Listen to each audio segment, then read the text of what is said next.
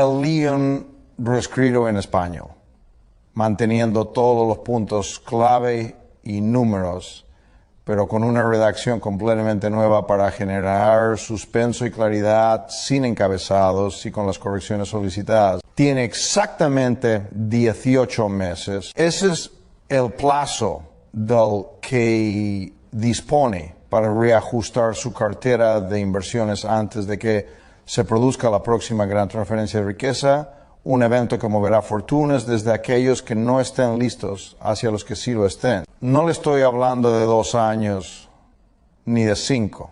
El plazo es de 18 meses. Llevo 50 años analizando los ciclos de deuda. Fui yo quien anticipó la crisis de 2008. Predijo el colapso de las empresas.com.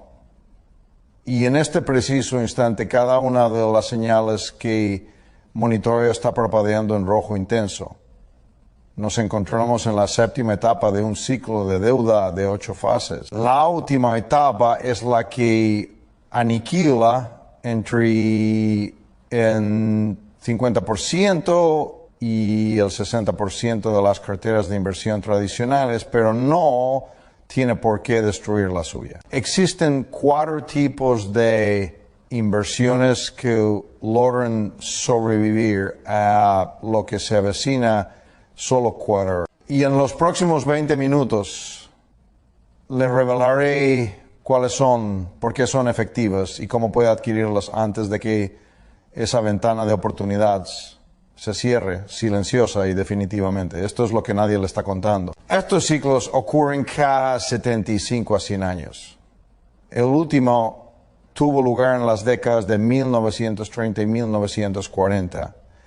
Y cuando llegan a su fin, no lo hacen de forma pacífica. Dreens y Debrat, Massond, en las manos de quienes poseen los activos equivocados a quienes poseen los correctos. Le voy a mostrar con todo detalle cuáles son esos 4 activos. Le explicaré por qué son los únicos que protegen su patrimonio cuando todo lo demás se derrumba y cómo puede reestructurar su cartera antes de que sea demasiado tarde. Permítame contarle una historia que le hará comprender por qué esto es más importante que cualquier otra cosa que vaya a escuchar este año. 2006 conocí a un hombre llamado Richard. Tenía 54 años y era un ingeniero de éxito. A lo largo de 30 años de ahorro disciplinado, había logrado acumular $18 millones.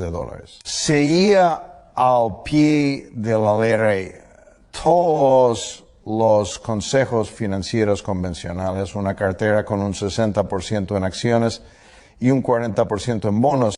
Rally firmas de gestión de patrimonios a la que pagaba casi $20 al año en comisiones para que le dijeran que mantuviera el rumbo.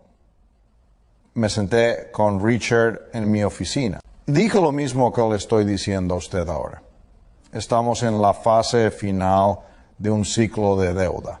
El mercado inmobiliario está sobreendeudado. Los bancos tienen en sus balances activos tóxicos que nadie es capaz de valorar. Se aproxima una crisis. Es imperativo que mueva su capital hacia los 4 activos que realmente sobreviven a estos cataclismos. Richard no me hizo caso. Su asesor le dijo que yo era un alarmista. Le mostraron gráficos que se remontaban 40 años atrás, demostrando que las acciones siempre se recuperan. Le aseguraron que los fundamentos económicos eran sólidos.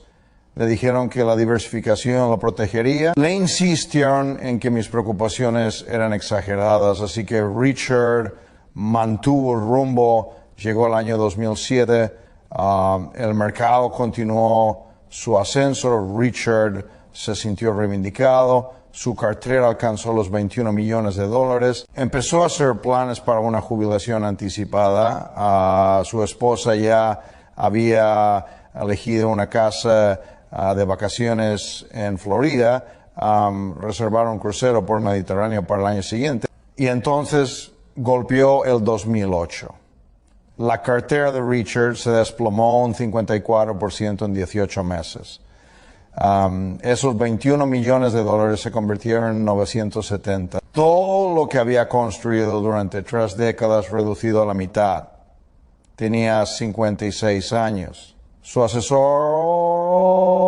le dijo, no entre en pánico, no venda, el mercado se recuperará. Pero Richard ya no tenía tiempo, necesitaba que ese dinero generara rendimientos para su jubilación. El mercado no se recuperó hasta 2013. Para entonces ya tenía 61 años. Sus cálculos para la jubilación mostraban que le faltaban más de $800 para alcanzar su objetivo. Postergó su jubilación a los 65, luego a los 67 y finalmente a los 70. Vi a Richard el año pasado, ahora tiene 72 años y sigue trabajando. No porque no le queda más remedio. La casa en Florida nunca se materializó. El crucero por el Mediterráneo jamás zarpó. Sus años dorados se convirtieron en sus años laborales. Y esto es lo que más me duele. Richard no fue un necio, no fue imprudente, siguió las reglas, confió en los expertos, hizo todo lo que la sabiduría convencional le indicó que hiciera y eso lo destruyó. El asesor que le recomendó mantener el rumbo se jubiló a los 58, vive en Palm Beach y ahora juega al golf 5 días a la semana. No permita que le ocurra lo mismo que a Richard. Permítame explicarle qué está sucediendo exactamente en este momento y por qué le quedan quizás 18 meses para reposicionar su cartera de jubilación. La economía no es un sistema aleatorio. Es una máquina. Y esa máquina funciona gracias a 3 fuerzas: el crecimiento de la productividad, los ciclos de deuda a corto plazo y los ciclos de deuda a largo plazo. El crecimiento de la productividad es fácil de entender. Estamos generando más valor por persona este año que el anterior. Si la respuesta es sí, la economía crece. Si es no, se estanca. Los ciclos de deuda a corto plazo duran entre 5 y 8 años. La economía se expande. La gente pide dinero prestado y lo gasta. La economía se sobrecalienta. Los bancos centrales suben los tipos de interés. Endeudarse se vuelve más caro y el gasto se frena. La economía se contrae. Los bancos centrales bajan los tipos y el ciclo se repite. Por eso vemos recesiones cada 7 o 10 años. No es casualidad, es la máquina completando su ciclo. Pero hay un tercer ciclo, uno que opera por debajo de los otros y que la mayoría de la gente nunca llega a ver, el ciclo de deuda.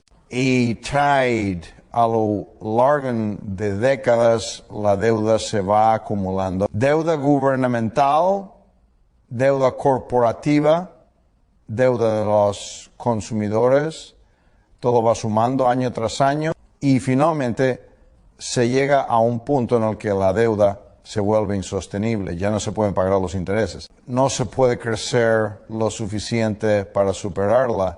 No se puede refinanciar tipos más bajos porque los tipos ya están en mínimos históricos. Ese es el punto en el que nos encontramos ahora mismo, en 2026. La deuda total de Estados Unidos, sumándole al gobierno, las empresas y los consumidores, supera los 90 billones de dólares. La deuda pública por sí sola es de 38 billones. Eso equivale al 125% del PIB. El gobierno federal ya gasta más de $1 billón al año solo en pagar los intereses de la deuda existente. Más de la defensa, más de en hogar, más de las infraestructuras. En pagos de intereses. Cuando el coste de los intereses supera el gasto en defensa por primera vez en la historia. Moderna. Eso le está indicando algo crítico. La carga de la deuda es insostenible. Y aquí está el problema Cuando se llega al final de un ciclo de deuda a largo plazo, solo quedan tres opciones. La opción 1 es el impago default. Gobiernos, empresas e individuos dejan de pagar sus deudas. Quiebras, destrucción masiva de la riqueza. La opción 2 es la reestructuración. Las deudas se renegocian. Usted debía $100 y ahora debe 50 pagar en 20 años. Payne Moserin da cuenta de que si usted es el prestamista, acaba de perder la mitad de su dinero. La opción 3 es la inflación. Se imprime suficiente dinero como para que la deuda en términos reales pierda su valor. Usted debía $100 en 2020. Para 2030 esos mismos $100 son calderilla porque la moneda se ha devaluado. Fantástico si es usted un deudor.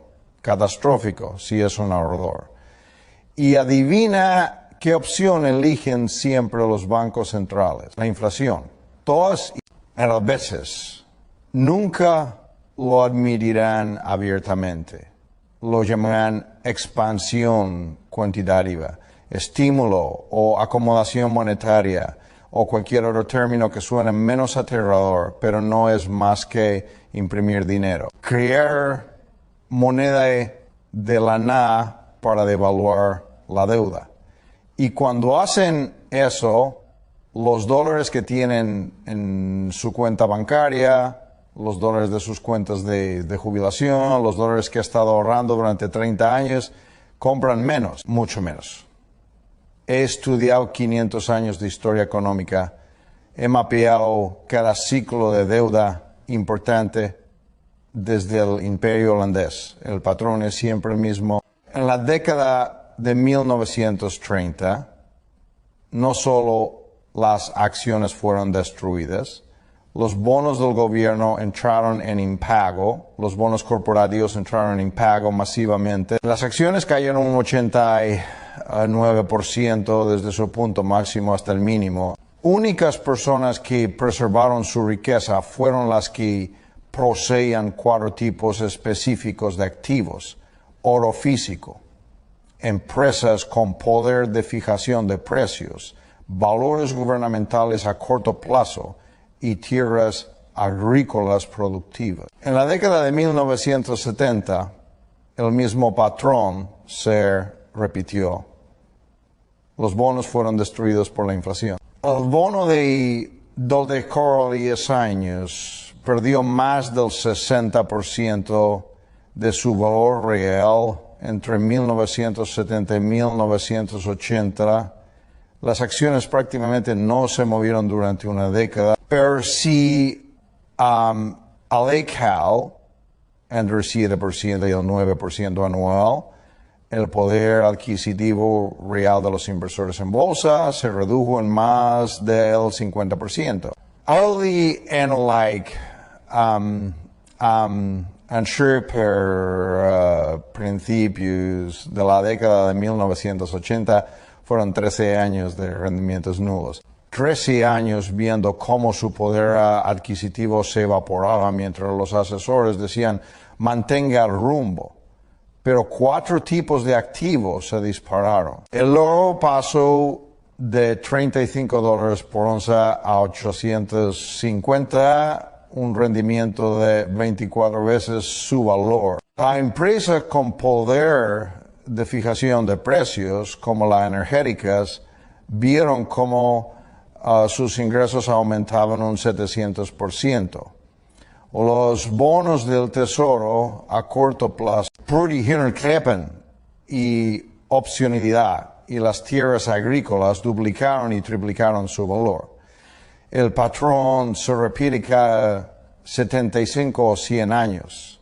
Cuando los ciclos de deuda terminan, los activos de papel se colapsan. 4 tipos de activos mantienen su valor. Ahora, déjeme hablarle de otra persona. Una mujer llamada Margaret se puso en contacto conmigo en 2011, 3 años después de la crisis financiera. Orin da enoquen al corazón. Ella está convencida de que el estrés de ver cómo sus ahorros se desvanecían contribuyó a su muerte. Ha ahorrado $4 millones para cuando él se jubiló a los 65 años. Su asesor les había colocado en una típica cartera equilibrada con un 70% en acciones para el crecimiento y más de $100. Marido no pudo soportarlo. Se despertaba a las 3 de la madrugada para comprobar el saldo de su cuenta. Dejó de comer adecuadamente. Su salud se deterioró rápidamente. Margaret me escribió porque quería que otras personas entendieran algo. El coste real de seguir los consejos convencionales no es solo el dinero. Son años de su vida. Es su salud. Es ver sufrir a alguien a quien ama porque confió en las personas equivocadas. Dijo, si pudiera volver atrás, cambiaría cada dólar de ganancia potencial por la tranquilidad que da poseer activos verdaderamente seguros. No permita que esto le suceda a usted o a alguien a quien ama. Déjeme mostrarle las 4 inversiones que realmente sobreviven cuando la máquina se rompe. La primera inversión verdaderamente segura son los metales preciosos físicos, oro y plata que usted posee y controla. Eres de oro, no acciones de empresas mineras, no oro de papel, metal físico que puede tocar con sus manos. He aquí porque esto es crucial para su cartera de jubilación. A lo largo de la historia, cada vez que una moneda se ha derrumbado, el oro ha sobrevivido. Es la póliza de seguro definitiva contra la estupidez monetaria. En la década de 1970, cuando la inflación destruyó todo lo demás, el oro pasó de 35 a $850. Alguien que invirtió $10 en oro en 1970 tenía 240 en 1980. Alguien que invirtió esos mismos 10 en el S&P 500 tenía quizás 12 después de la inflación. En la década de 2000, cuando estalló la burbuja inmobiliaria y los bancos centrales imprimieron billones, el oro pasó de 250 a 1,900, un rendimiento de 7 veces su valor. En 2025, el oro subió más de un 70%. La plata subió más de un 140%. El mercado ya está anticipando el estrés monetario. El REIT físicos deberían representar entre el 10% y el 15% de su patrimonio neto líquido. Almacénalo en bóvedas seguras en múltiples jurisdicciones. Uno espera no tener que usarlo nunca. Perzine, el 50% de su valor en los próximos 10 años. Ese oro duplica su valor en dólares mientras todo lo demás se colapsa. No es una inversión, es un seguro. Y los seguros siempre tienen un coste. En los buenos tiempos el oro rinde menos que las acciones. No pasa nada. Para eso sirven los seguros. Se queda ahí sin hacer nada la mayor parte del tiempo. Pero en los malos tiempos, cuando sus acciones y bonos están siendo aplastados, el oro se mantiene estable o sube. Esa ignición del 10% al 15% podría ser la diferencia entre una jubilación cómoda y tener que trabajar hasta los 75 años. ¿Cómo se compra oro y plata físicos? 3 presiones. 1, compre directamente a distribuidores de confianza como APMEX o GM Bullion, se lo envían a casa, o puede contratar almacenamiento en una bóveda. Utilice servicios de almacenamiento asignado como Bullion Vault, donde usted es propietario de lingotes específicos guardados en instalaciones seguras. Visite tiendas de numismática locales para compras más pequeñas, pero verifique primero su reputación. Comience con monedas de oro de 1 onza como las American Eagles o las Canadian Maple Leafs. Para la plata, considere lingotes de 10, onzas o monedas de una onza. Espere pagar una prima sobre el precio al contado, normalmente del 3% al 5% para el oro y un poco más para la plata. Nunca compre numismáticas que se comercializan como objetos de colección. Usted quiere lingotes, metal puro, nada sofisticado. Una inversión verdaderamente segura para preservar la riqueza son las empresas con poder de fijación de precios. No me refiero a acciones en general ni a fondos indexados, sino a empresas individuales que tienen 3 características específicas. Uno es remediar la inflación.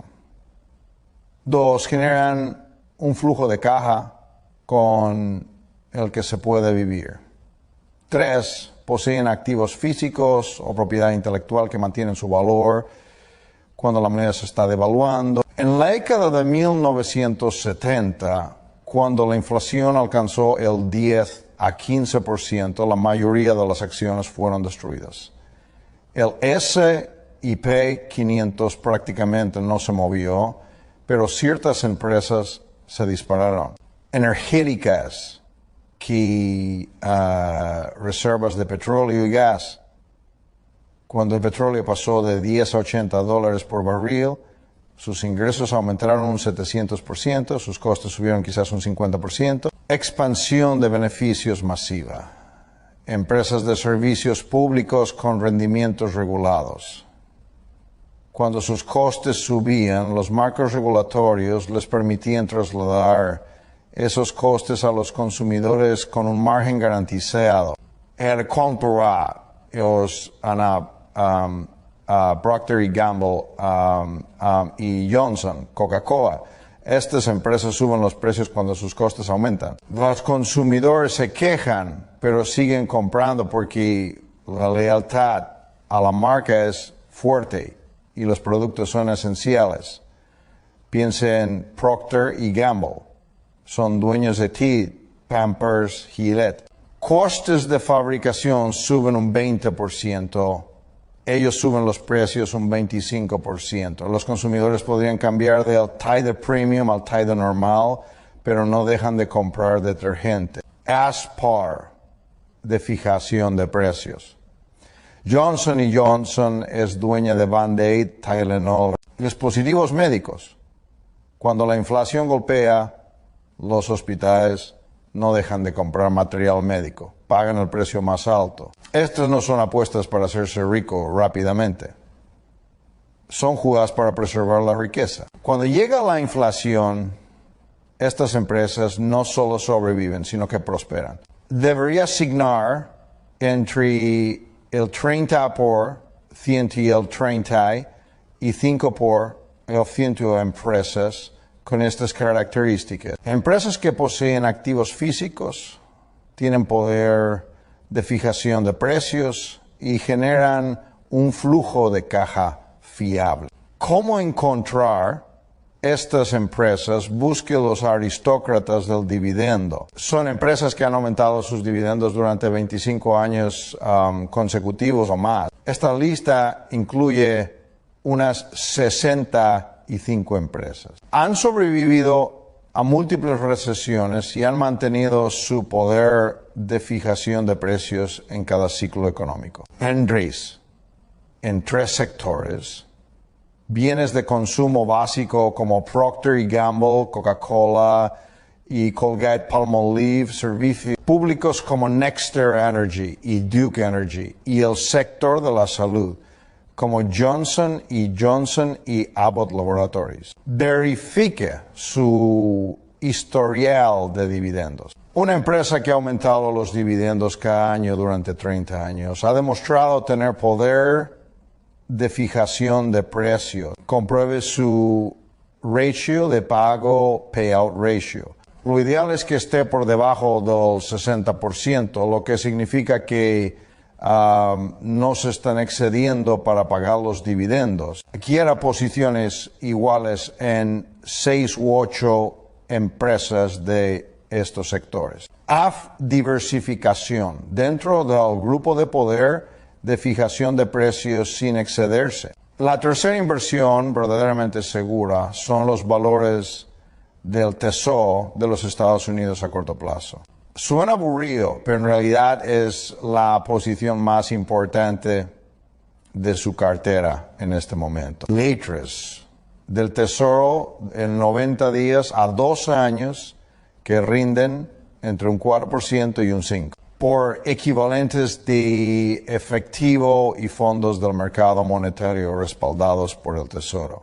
Es pólvora seca, hay su opcionalidad, su munición para la crisis. Cuando la crisis golpee y golpeará, usted querrá tener efectivo, porque entonces cuando aparecen las mejores oportunidades. En marzo de 2008, los bonos corporativos de alta calidad cotizaban a 60 céntimos por dólar. Si tenía efectivo, podía comprarlos. 12 meses después, volvían a estar a la par.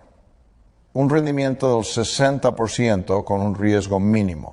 En marzo de 2020, cuando el pánico por el COVID hizo que las acciones cayeran un 35% en 3 semanas, el efectivo fue el rey. Si pudo desplegarlo en el fondo del mercado, duplicó su dinero en 6 meses. Y el DAT, no más inteligentes, fueron las más líquidas. Mantenga entre un 20% y un 25% en bonos del Tesoro a corto plazo y efectivo. Rinde entre un 4% y un 5%, apenas mantiene el ritmo de la inflación, pero le da opcionalidad. Cuando todos los demás estén entrando en pánico y vendiendo, usted estará comprando. Ahora mismo los rendimientos de los bonos del Tesoro a corto plazo son los más altos en más de 15 años. Puede obtener entre un 4% y un 5% con total seguridad del principal y liquidez total. Néstor, cuando la crisis se acelere, Rihanna volverá a bajar los tipos a cero. Ese 5% se convertirá en un 1% o menos. Asegure estos tipos ahora, mientras todavía pueda. ¿Cómo se compran valores del Tesoro? La forma más sencilla es a través de Treasury Direct, el sitio web del gobierno. Abra una cuenta gratis. Date una escalera en la que las letras vencen cada mes, dándole acceso regular al efectivo. Alternativamente, use una cuenta de corretaje y compre ETFs del Tesoro. Liker Skov invierte en letters del Tesoro a corto plazo. El ticker bill invierte en letters de 1 a 3 meses. Se negocian como acciones, pero solo contienen valores del gobierno. Para equivalentes de efectivo, abra una cuenta del mercado monetario en Vanguard o Fidelity. Sus fondos del mercado monetario del Tesoro rinden actualmente alrededor del 5%. Su dinero es líquido. Puede retirarlo en